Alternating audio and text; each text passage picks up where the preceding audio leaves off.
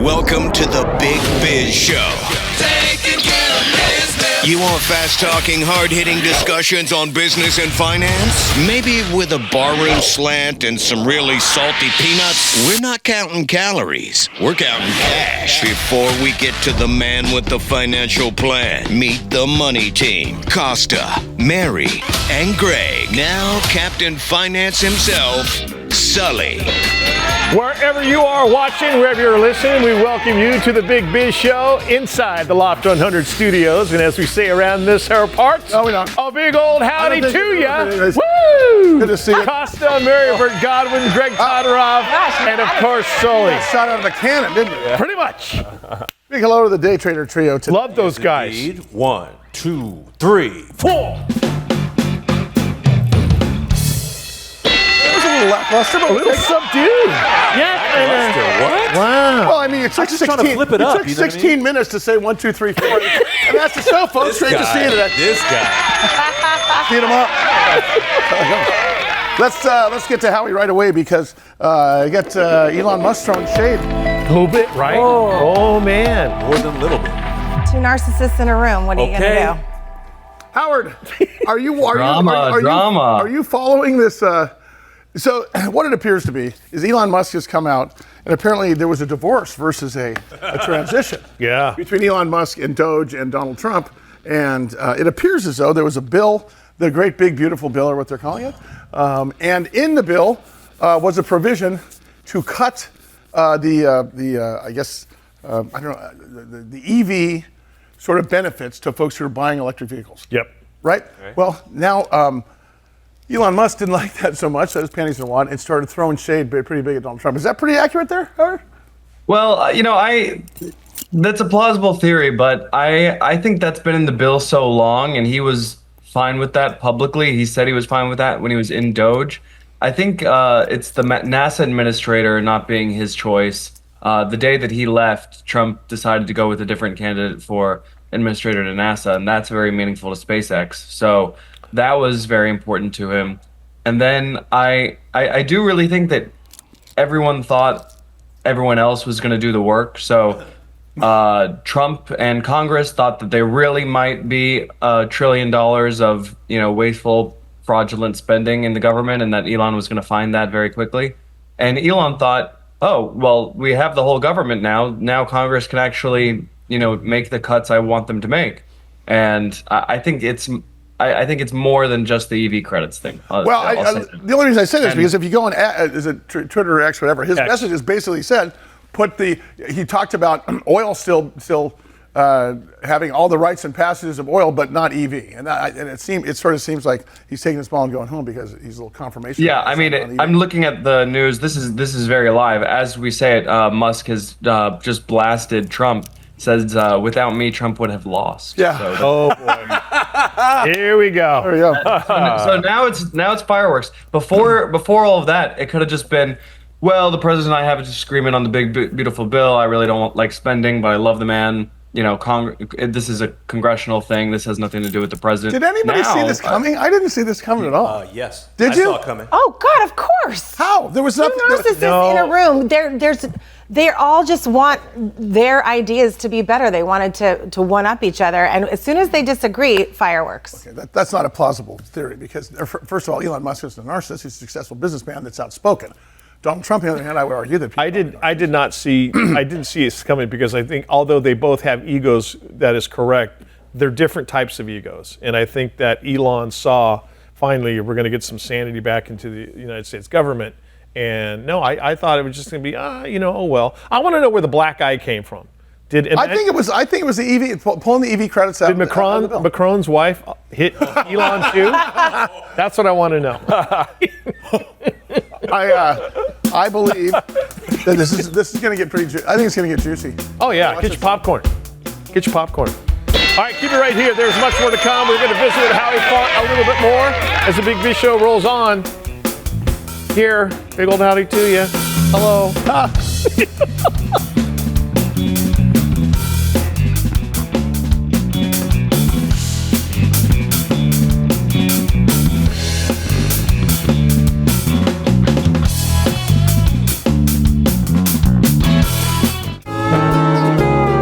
Loft 100 Studios, The Big Biz Show, and our affiliates and our hosts are not registered investment advisors or broker-dealers. Our show hosts make no commitment that the purchase of securities of companies profiled or otherwise mentioned in our programming are suitable or advisable for any person, or that an investment in such securities will be profitable in general. Given the nature of the company's profile and the lack of an active trading market for the securities, investing is highly speculative and carries a certain high degree of risk. We profile selected publicly traded and privately held companies on our program. Most of these companies that we profile have provided compensation to Loft 100 Studios and its hosts for the profile coverage. From time to time, we sell shares of the companies profiled in the open market that we receive as compensation for coverage of client companies. But never sell stocks if we are speaking about interviewing or covering a public company who has paid compensation. Specific questions on compensation can be obtained by contacting producer at sullyandgroup.com. Listeners should verify all claims and do their own due diligence before investing in any securities mentioned on this program. Investing in securities is speculative and carries a high degree of risk. We encourage our investors to invest carefully and read the investor information available at the websites on the Securities and Exchange Commission at sec.gov and or the Financial Industry Regulatory Authority, FINRA, at www.finra.org. I like it. Hey, is that a rescue plane? Big Biz Show rolls on from the Loft 100 Studios here in Southern California. Over 175 countries, all the ships at sea on the American Forces Network. As always, thank you to the brave men and women of our United States Forces, Armed Forces. That's the Day Trader Trio. I'm Costa, Mary Godwin, Greg Todorov. At here at the bar. At here at the bar. That makes sense. And Sully. At here at the bar. Good. We got. We have Howie here. Howie Font is here, of course, in New York. Our lead analyst. Hey, I want you to do an explanation, Howie, of Liberation Day and then the economic consequences or economic assumptions as a result of Liberation Day. Yeah, I mean, let's just use effects because consequences has the negative connotation, but there are just going to be fluctuations. You're changing, the largest economies on the planet's trade balances. That's going to have some consequences. One of them, very interesting, is between trading during the day and then trading after hours and before the market. So the people that typically trade after hours are hedge funds and big institutions and that, but it's also international investors because of the time change. They'll get some orders in there. And when you look at U.S. debt and the U.S. markets, that's actually trading lower in the evenings, and it trades higher during the day in the case of the market now. U.S. debt is down for a lot of reasons, but the S&P 500 is up during the day and then it goes down at night. That's saying, is it profit taking? Is there investor fatigue? I think that's cyclical in the market, not just the S&P, though, right? Oh no. I mean, the S&P is definitely a broad indicator just to represent equities in general. But I think the point is, if you are an international investor, if you are based in Germany or you are based in Japan, maybe you want less of your money in the U.S. right now. You don't know what's going to happen, as far as regulations, as far as the treatment for that money. Now, if you're a U.S. investor, you don't care. I mean, you live here, you follow the rules, no problem. But maybe if you're based in Japan or in Germany, you don't want to follow new U.S. rules if you don't know what they're going to be. Does this mean the exit of international investors? Is that the sum assumption? Yeah. So it means for now the net exiting. I mean, obviously some are going in, some are going out, but right now the forces going out are stronger than the forces going in, and that's always going to be a consequence of correcting the trade imbalance. Because when we buy more stuff than we send out, we have more imports than exports. That means we're net sending out U.S. dollars, and then people have to do something with those U.S. dollars. Usually they buy U.S. securities. Well, you can't talk about it without talking about gold, because gold obviously is the next I guess. Gold rain or shine, baby. This is wow. As you see, it's the only thing that is up through a debate before, during regular trading hours, and up overnight. Everyone's moving into gold. It's been a good trade for the people that are, real gold bulls in the last year. We've talked about that on the show all the time. But I think the point for this chart is just, you're selling U.S. debt and you're selling U.S. stocks and you're buying gold because you want that exposure. Yeah, you want that protection. Did you get a haircut? Let's get to the important stuff. Yes. Excellent question. That is great. Greg and Howie's hair. Howie, how does your hair affect the markets? Please tell us. No, it's fine. I keep on hearing these commercials that because of AI and where AI is going, that silver is going to have a monumental rise, but it's never going to overtake gold, is it? Well, fun fact, historically, we always talk about gold as being the most precious metal and all that, and it always has been. But, if you go back like to Rome or something like that, silver was actually the main metal for a long, long time.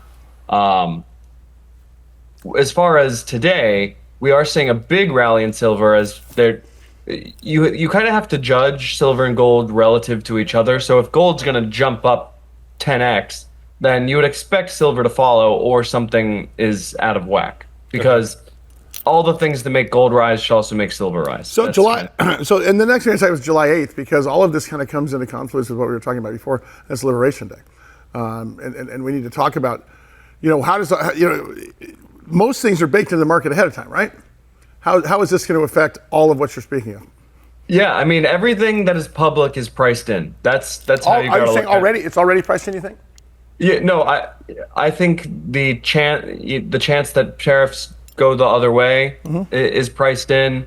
I think, we had this call between President Trump and President Xi yesterday or early this morning.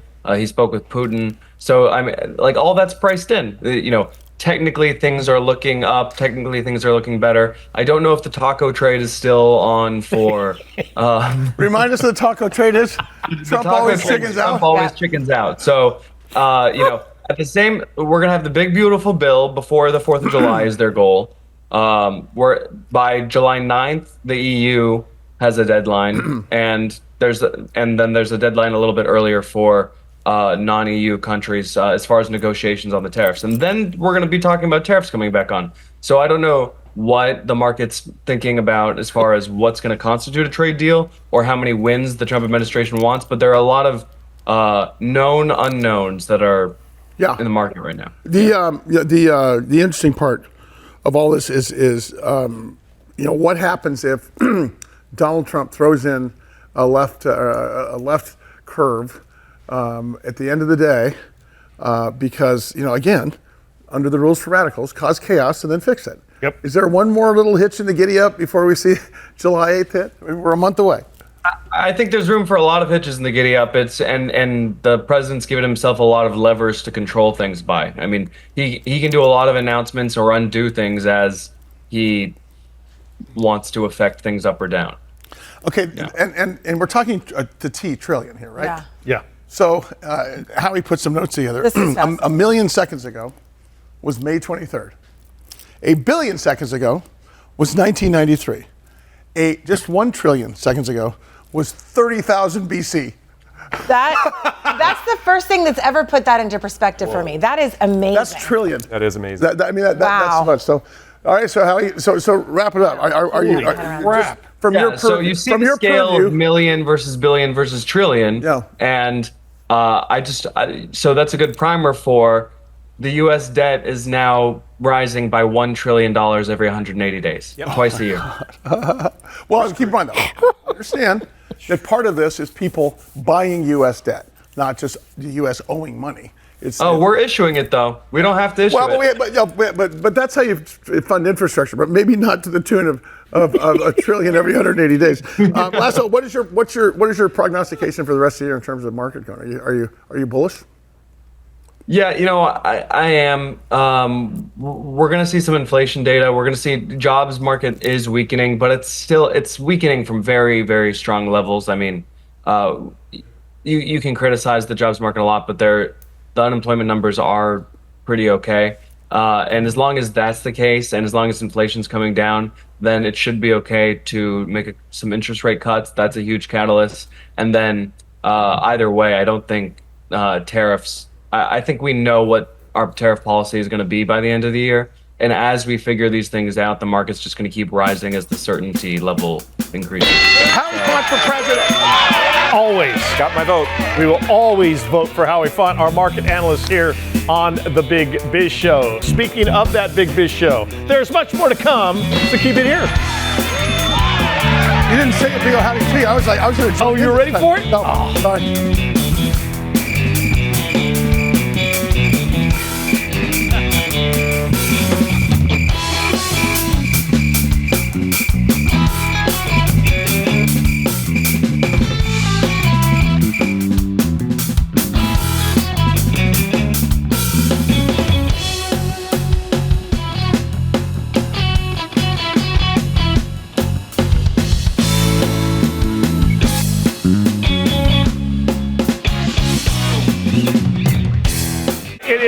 The Loft 100 Studios, and it is the Big Biz Show. Wherever you're watching, wherever you're listening, thanks for being along for the ride. That is the incredibly talented day trader trio. I am the not very talented Costa. That's Mary Godwin. Our executive producers, Greg Todorov, and Sully. I would argue that you're talented-ish. Semi-talented. What was did you ever play instruments? Were you were you an athlete? I was an athlete. You certainly aren't now. No. All the athletic ability has gone south. Do you play golf at all, or do you? I golf. I play pickleball? Pickleball. I'm okay at tennis. I do a little hunting.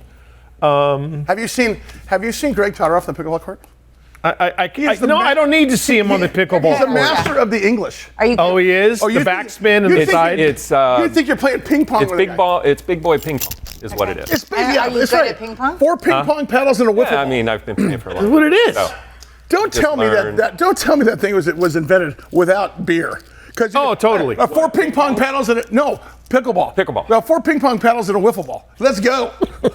Yeah. It has turned into the number one growing sport in the country. Yeah. I have never played. Oh my God, you didn't play pickleball? No, this summer. This will be my summer. Although it comes across as a bunch of guys doing dinks and drinks. Yes. It's not really like it's much more serious than that. It's a real fitness category. It's going to the Olympics. Is it? It is, yeah. It's a fast-paced. Well, and also gear and tennis shoes and stuff manufacturing is skyrocketing because the game is whole thing. Makes sense. Yeah. And pickles are also. And I love pickles. And learning curve's really fast, but then it's even. Yeah. Oh yeah. Right. It goes like you plateau pretty quick. Yeah, but you play with somebody that is Sully said about you, the English, where they hit that shot and you're like moving over here to get it, and the ball goes. This is what happens. Yeah. He hits that shot and it's coming at you and it dies. It just dies. Like a dying quail. Or he's putting a side spin on it, and it literally.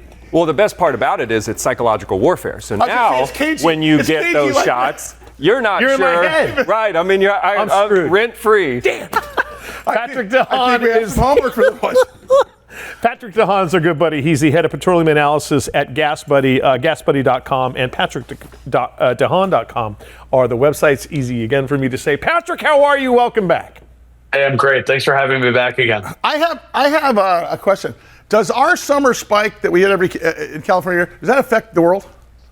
Does that affect? No, that's just California. I mean, you guys generally, by the way, those CARB dates are different in California. California is the first to change to summer gasoline. They're the last to change back to winter gasoline. And the federal requirement for summer gasoline is retailers on June 1st, refineries on May 1st. But in California, it's actually back in March and April. It goes south to north depending on temperatures. So actually that changeover in California has been now underway or complete for really the last month or two.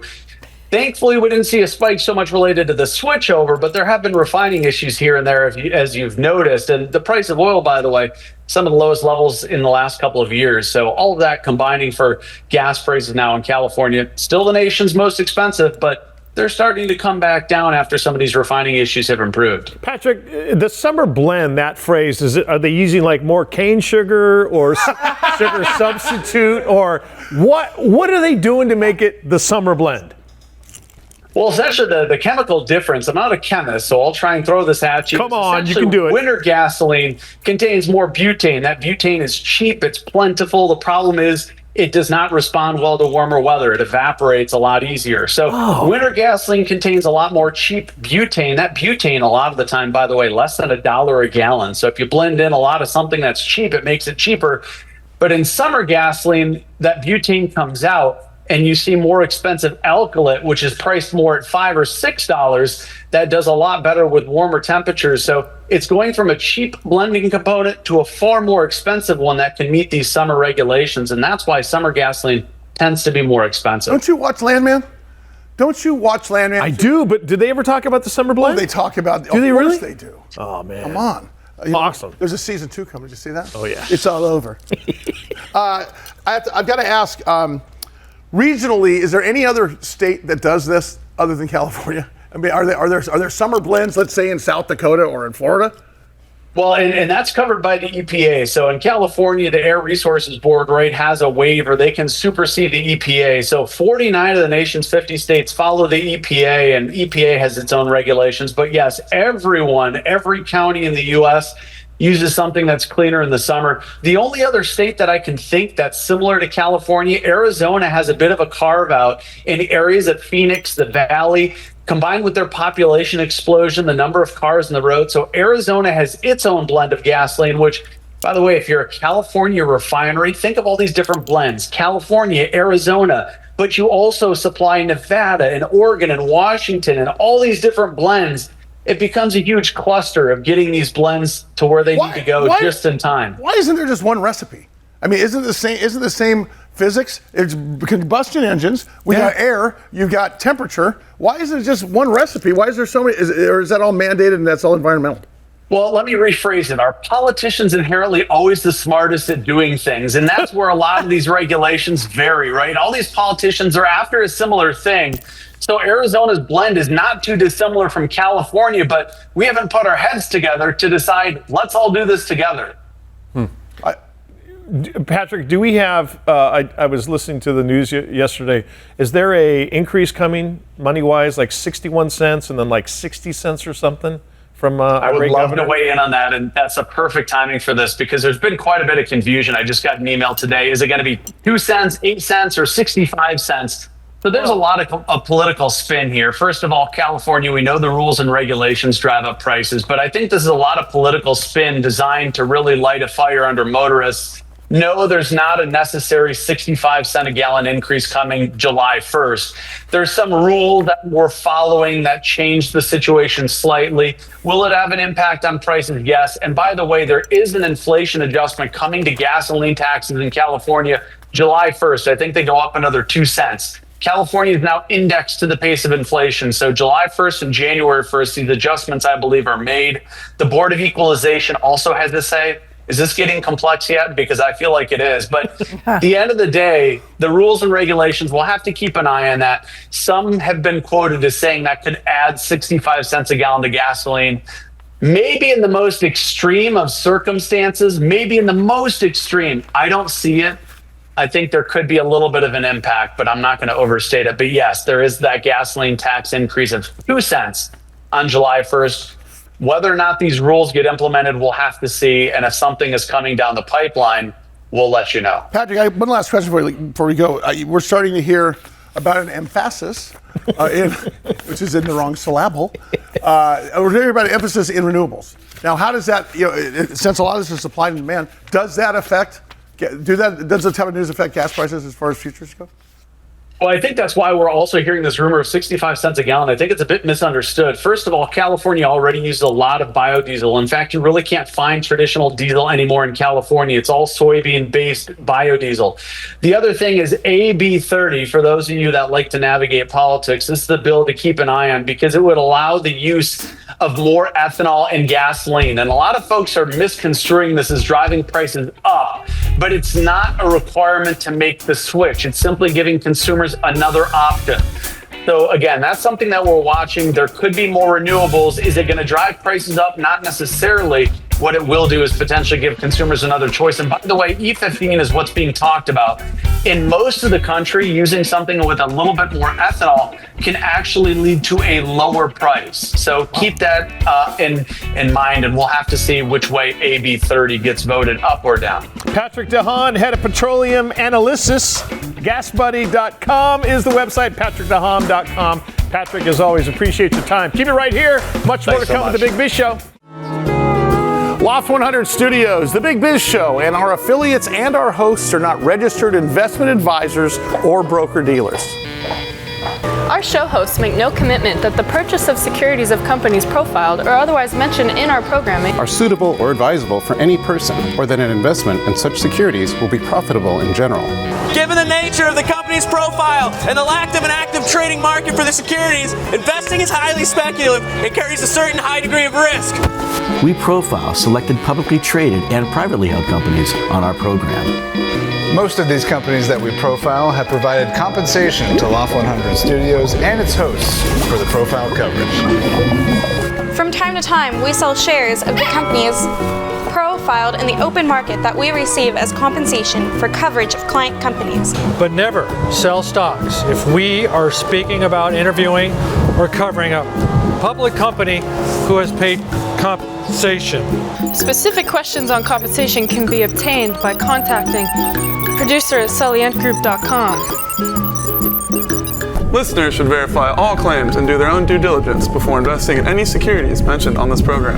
Investing in securities is speculative and carries a high degree of risk. We encourage our investors to invest carefully and read the investor information available at the websites on the Securities and Exchange Commission at sec.gov and or the Financial Industry Regulatory Authority, FINRA, at www.finra.org. I like it. We continue here on The Big Biz Show, live inside the Loft 100 Studios in beautiful Southern California. Right now in the midst of June gloom. They are not gloomy. They are the day trader trio, best in the business. Over here at the bar, it's customary for Godwin. Our executive producer is Greg Todorov. And of course, Sully. Boom. Ka-doom. How you guys doing? We're doing well, man. Right. Good day, good day. Greg and I were talking on the break, the emaciation phase that's going on with GLP1. People's heads are shrinking. I mean, there's a lot of information out there on GLP1s, and I think it just goes to confirm what Mitch Steiner, Dr. Mitch Steiner, Chairman, CEO, President, and founder of Veru, was a publicly traded company in the biotech space, or biopharma space, I should say. VERU is their stock symbol. But when you add their enobosarm therapy into GLP1s, it seems to lead to greater fat loss, but less muscle mass, and I think that's an important thing to talk about. Dr. Steiner, I'm sure you're ahead of all of us on all of these sort of news stories that are going on, and they're becoming more prevalent. Was that something that you saw a long time ago as a doctor, as you guys were developing this, that we're going to go down this road because now the negative effects are showing up of GLP-1, and it seems like you guys are the right time to come to the rescue? Well, first of all, thanks for having me again. I will tell you that this drug, enobosarm, we've been developing it for about 15 years. So we know it builds muscle, burns fat, and builds bone. But we're using it in frailty and cancer wasting. The GLP-1 kind of hit us by surprise. So about a year and a half ago, people were saying, this GLP-1 is hitting the world by craze. People are losing lots of weight. And instead of losing 5% of your weight, you're losing 15 or 20%. And guess what? That weight is about half of it's going to be muscle and half of it's fat, and that can't be good.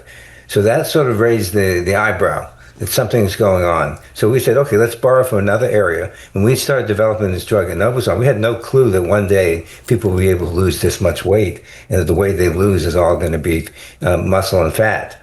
So the purpose of enobosarm was, can we go and change that?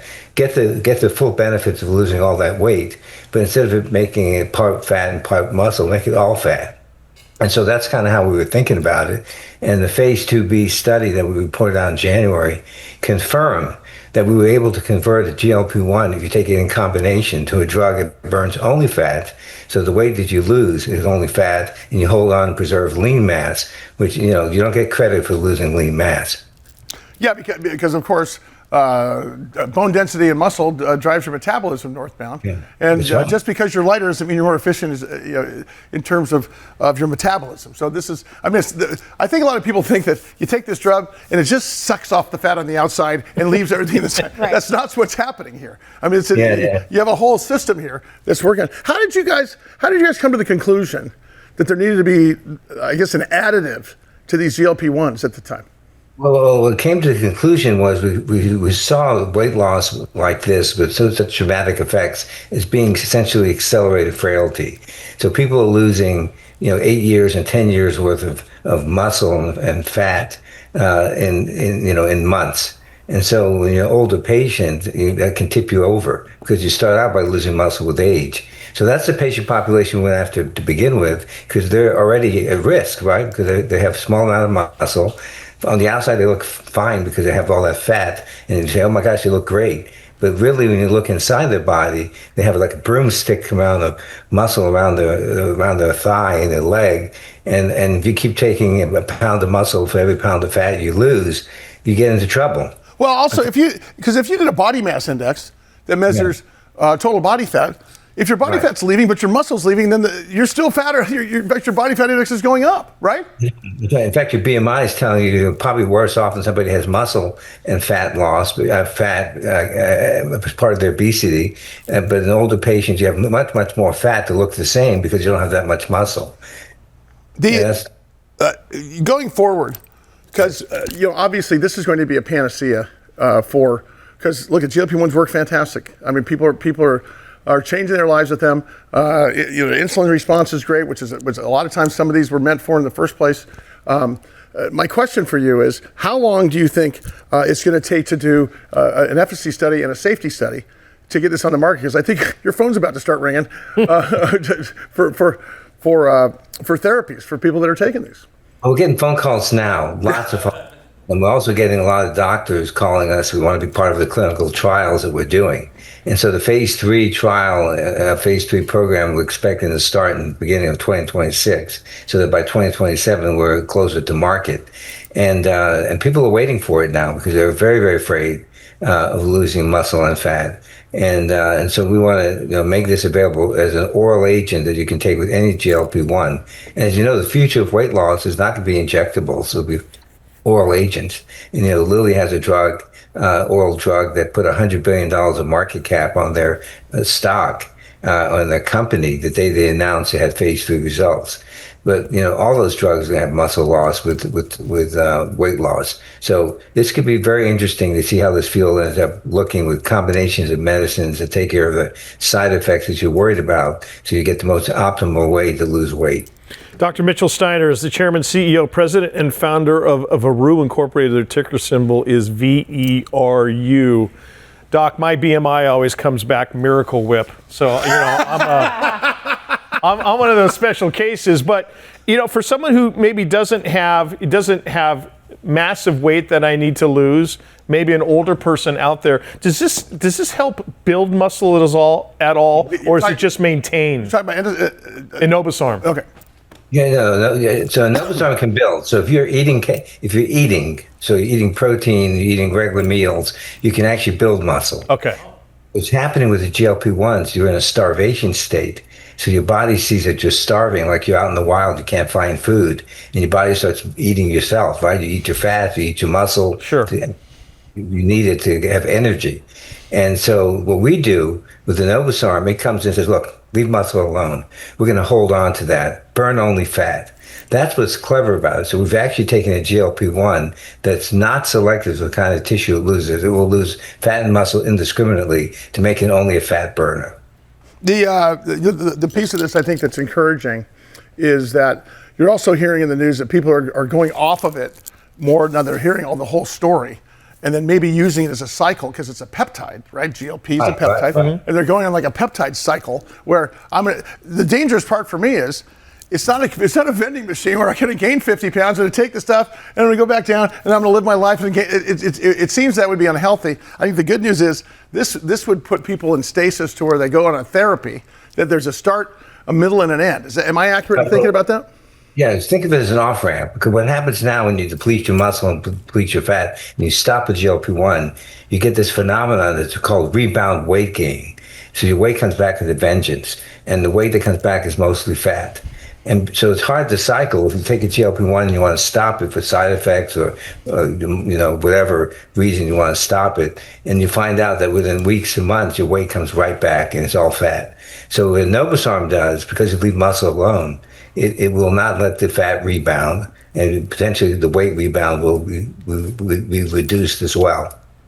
So you can actually cycle with a GLP-1 Enobosarm, and then when you want to stop, just hold on and just take the Enobosarm by itself. And that's a study that we're going to be reporting the results this quarter, is what happens with Enobosarm to use it as an off-ramp. So you have a soft landing when you want to come off a GLP-1, but you don't want to put that weight back that you spent all that time losing. I think this is probably your story needs to be out sooner than later, because a lot of drugs that are not in the NDA state don't get to the public till we know what's on-ramping into our future. I think just because of what's happening to this, I think people need to get the word out more on a bigger basis. I think I think there'll be a big pause in the use of GLP-1 until 2027 if people actually knew that there's something on the horizon. Mm-hmm. His name, Mitch Steiner. Dr. Mitchell Steiner, Chairman, CEO, President, Founder, Veru Incorporated. Of course, their ticker symbol is VERU. As the Big Biz Show rolls on, live from the Loft 100 studios in Southern California, that is the incredibly talented day trader trio, best in the business, no less than self-taught. Customary but Godwin back here at the bar, of course, with Sully. All right, I think it's time to talk about how marketing technology has changed in so much that you remember when you used to open up a magazine. Yep. Remember you used to buy a magazine? Yep. Yes. Okay? And you'd go through them, and some of the best parts were the inside front cover, back cover, inside back cover, and the, today with me, double truck in the middle is what they call it. That's the industry. That's what the kids are calling it. That's right. At the end of the day, that's how we advertise. And if you look through the years, like back in the early 70s, late 60s, you'd see these messages that say, there was a picture, and then a sentence with a period, and then a big pile of body copy that told the story. Yes. And then that went away from that into the days of got milk. Yep. And that was it. Right. Yeah. And then it's transformed into what it is now. And to talk about that, Claude Zdanow is CEO of Onar holding company, stock symbol ONAR. It's interesting how there is a whole confluence of advertising that is now all data-driven on what you want, not what they want to serve you, which is interesting because they all want to serve you everything, every time. But now, my question is it more efficient? Was it more efficient for us to be more passive? I had to buy the magazine, or active, I had to buy the magazine, open the magazine, turn the pages, read the ad. Nobody reads anymore. So how has that changed, Claude? Because it seems like now, I can tell you, if I'm going through my phone and I get served up the latest exercise equipment or new microphone, I'm opening it in an external browser, saving it, and going to look at it later. Totally. And pulling the trigger. Is it more efficient now or before? What do you think, Claude? I think it's way more efficient now. I mean, I think a lot of people are kind of scared sometimes about the woo-woo of privacy and that you're being spied on by your iPhone. But I think at the end of the day, the consumer experience is much better being able to get content served to you, advertisement served to you for stuff you actually want, and you can kind of miss out on some of the noise.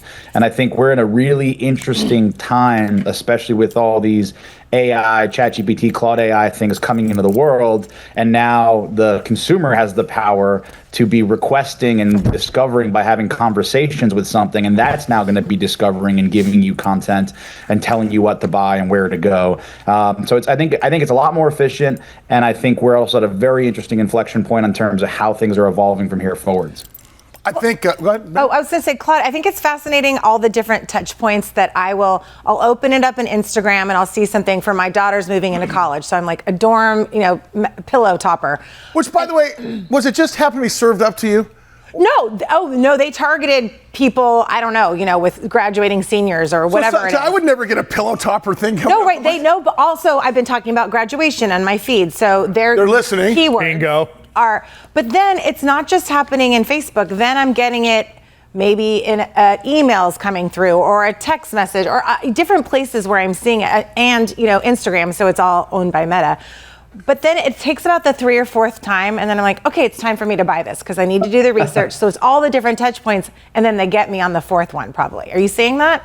Yeah, that's about standard. I mean, they say a person has to get, served an ad of something they like and see it at least 3 times before they'll make a decision. Sometimes it's longer. And so that is really the magic of the digital ecosystem when it's done right is, it's not like we know who you are specifically, right? But because of the way targeting works, because of the way the engines work and the data works, we can basically make sure you see the right ad at the right time across all the different channels and places you might actually interact with on your phone. And is it like the length of time that I spend on it so they know that I've actually read the copy, I've spent time on it, they know that I'm more likely to act on it later? Yeah, I mean, there's so many different criteria now. Like, think about back in the day. It's like your traditional advertisements were based on census data and where people were and where the circulation was, right? Now we have so much more information that's, of course, whitewashed in a way where we don't know who the people are, but we can target by so many different criteria. So it could be that you were talking about graduation. It could be that you were talking about something tangential to that, right? For example, sometimes people get served ads for sunglasses when they're talking about going on a vacation. Oh my God. Right? Why am I getting sunglasses ads? Well, those kind of two things can correlate. So it really goes down to how the targeting is set up and what the brand is doing who's marketing to you. But at the end of the day, there's a infinite amount of possibilities on how they come up with that criteria to target you. And it's only getting smarter with AI basically helping be more efficient at using all this data to pinpoint you at the right time, at the right place. And you don't think they're listening to us? I don't think there's someone in a room sitting there listeting to your conversations. Maybe besides, the bots are. AI. Here's something that happened to me the other day. Because I had a little bug or something, a little cootie the other day, and I tried to text Mary, I tried to text Greg, I tried to text Jared, and I texted somebody else, and I didn't get a response right away because obviously they're busy. So I go, I'm going to kill some time here, so I'm getting ready to go sleep, and I pull up, and I suddenly get served with these reels of, "Are you getting ghosted? Here's what you do." Oh my God! No, I'm thinking they must be seeing what's going on somewhere, or they're measuring the distance between when I hit send and when somebody dings me back or something. Because that's happened. I mean, this happens more than once in people's. It's just coincidence. But I mean, I can see how that would be a benefit though to advertisers because it's all about behavior. It's all about. Isn't that everything at the end of the day, Claude? Yeah. But look, at the end of the day, advertisers aren't trying to put their advertisements in front of people who don't want to buy their products. It's a highly inefficient use of their dollars, right? They just want to say, hey, like you said, I have a piece of gym equipment or a microphone, and I know Sully's going to love that. So I want to get to all the people like Sully and get there as efficiently as possible because obviously they're spending money to put those advertisements in the places you're seeing them. Right. Hey, so talk about what you guys are up to now because I know that you guys, you've been to a conference, you're moving and shaking in terms of what you're doing. What's the latest and what's the direction here for the next 6 months, 18 months? Yeah, so I'm actually in LA right now at the Centurion One conference at the Beverly Hills Hotel. I'm actually presenting later today. Really, we're focused on kind of telling the story about what we're doing for the rest of the year. So, we look at ourselves as a marketing platform, and we're aggregating kind of best-in-class tech-enabled or AI-enabled digital marketing companies, right? So doing the exact things you're talking about, but we're really focused on giving the power of enterprise-level services and marketing to middle market businesses, right? Nowadays, if you're running a company and you're running a $10 million, $50 million business, et cetera, you have more decisions to make around marketing than ever before, right? It's not like you just put an advertisement in a magazine. There's hundreds of channels and places you can do things. And now because of technology and AI, we're really able to, as a company, we're trying to bridge that gap, right? So we're trying to, give those enterprise level services that Coca-Cola and Pepsi and all the big brands that chase you and have a lot of money to do it. We're trying to give that firepower to the middle market. And so we're really focused on that. We're making some acquisitions we'll be talking about later this year. And it also has some cool technology that we'll be announcing as well. Claude Zdanow, CEO Onar On-Air Holding Corporation. Their ticker is ONAR. Find them at onar.com. And unfortunately, you won't be finding any more of us today because the show is over, darn it. Thank you as always for tuning in. We'll see you again soon.